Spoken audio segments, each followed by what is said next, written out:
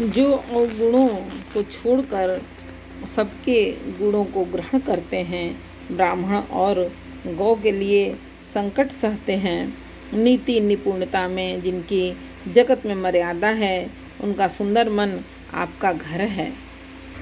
जो गुणों को आपका और दोषों को अपना समझते हैं, जिसे सब प्रकार से आपका ही भरोसा है और राम भक्त से प्यारे लगते हैं, उसके हृदय में आप सीता सहित निवास कीजिए। जाति पाति धन धर्म बड़ाई परिवार प्यारा परिवार और सुख देने वाला घर सबको छोड़कर जो केवल आपको ही हृदय में धारण किए रहता है, हे रघुनाथ जी, आप उसके हृदय में रहिए। स्वर्ग नरक और मोक्ष जिसकी दृष्टि में समान है, क्योंकि वह जहाँ तहाँ सब जगह केवल धनुष बाण धारण किए आपको ही देखता है। जो कर्म से वचन से और मन से आपका दास है, हे राम जी, आप उनके हृदय में डेरा कीजिए। जिसको कभी कुछ भी नहीं चाहिए और जिसका आपसे स्वाभाविक प्रेम है, आप उसके मन में निरंतर निवास कीजिए। वह आपका अपना घर है। इस प्रकार मुनि श्रेष्ठ वाल्मीकि जी ने श्री रामचंद्र जी को घर दिखाया। उनके प्रेम पूर्ण वचन श्री राम जी के मन को अच्छे लगे। फिर मुनि ने कहा, हे सूर्यकुल के स्वामी सुनिए, अब मैं इस समय के लिए सुखदायक आश्रम कहता हूँ, निवास स्थान बतलाता हूँ। आप चित्रकूट पर्वत पर निवास कीजिए, वहाँ आपके लिए सब प्रकार की सुविधा है। सुहावना पर्वत है, सुंदर वन है, वह हाथी सिंह हिरण और पक्षियों का विहार स्थल है। वहाँ पवित्र नदी है जिसकी पुराणों ने प्रशंसा की है, जिसको अत्रि ऋषि की पत्नी अनुसुईया अपने तपोबल से लाई थी। वह गंगा जी की धारा है, उसका मंदाकिनी नाम है। वह सब पाप रूपी बालकों को खा डालने के लिए डाकिनी रूप है। अत्रि आदि बहुत से श्रेष्ठ मुनि वहाँ निवास करते हैं, जो योग जप और तप करते हुए शरीर को कसते हैं। और हे राम जी, चलिए सबके परिश्रम को सफल कीजिए और पर्वत श्रेष्ठ चित्रकूट को भी गौरव दीजिए। महामुनि वाल्मीकि जी ने चित्रकूट की अपरिमित महिमा बखान कर कही। तब सीता जी सहित दोनों भाइयों ने आकर श्रेष्ठ नदी मंदाकिनी में स्नान किया। श्री रामचंद्र जी ने कहा, लक्ष्मण, बड़ा अच्छा घाट है, अब यहीं कहीं ठहरने की व्यवस्था करो। तब लक्ष्मण जी ने पयस्विनी नदी के उत्तर में के ऊंचे किनारों को देखा और कहा कि इनके चारों ओर धनुष के जैसा एक नाला फिरा हुआ है। नदी मंदाकिनी उस धनुष की प्रत्यंचा डोरी है और दम दान बाण है, और कलयुग के समस्त पाप उसके अनेकों हिंसक पशु रूप निशाने हैं। चित्रकूट ही मानो अचल शिकारी है, जिसका निशाना कभी चूकता नहीं और जो सामने से मारता है। ऐसा कहकर लक्ष्मण जी ने स्थान दिखलाया। स्थान देकर श्री रामचंद्र जी ने सुख पाया।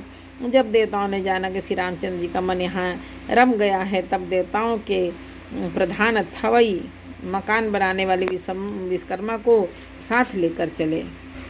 सब देवता कोल भीलों के वेश में आए। उन्होंने दिव्य पत्तों और घासों से सुंदर घर बना दिए। 2 ऐसी सुंदर कुटियां बनाई जिसका वर्णन नहीं हो सकता। उनमें एक बड़ी सुंदर छोटी सी और दूसरी बड़ी थी। लक्ष्मण जी और जानकी जी सहित प्रभु श्री रामचंद्र सुंदर घास के पत्तों के घर में शोभायमान हैं, मानो कामदेव मुनि का वेश धारण करके पत्नी रति को बसंत ऋतु के साथ सुशोभित हो। उस समय देवता नाग किन्नर और दिक्पाल चित्रकूट में आए और श्री रामचंद्र जी ने सब किसी को प्रणाम किया। देवता नेत्र का लाभ पाकर आनंदित हुए।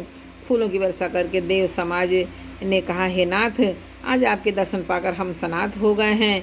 फिर विनती करके उन्होंने अपने दुख सुनाए और दुखों के नाश का आश्वासन पाकर हर्षित होकर अपने अपने स्थानों को चले गए।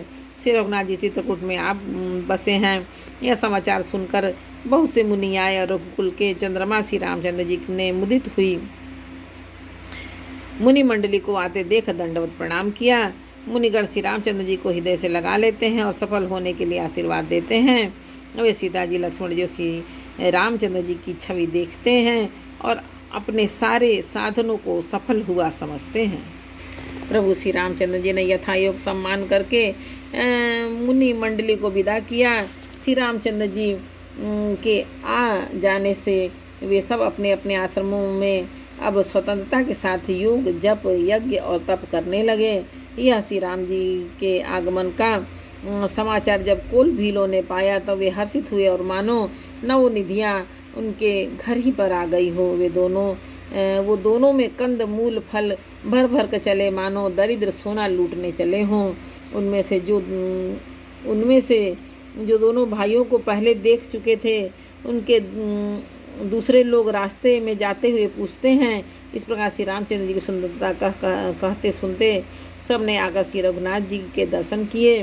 भेंट आगे रखकर वे लोग जोहार करते हैं और अत्यंत अनुराग के साथ प्रभु को देखते हैं।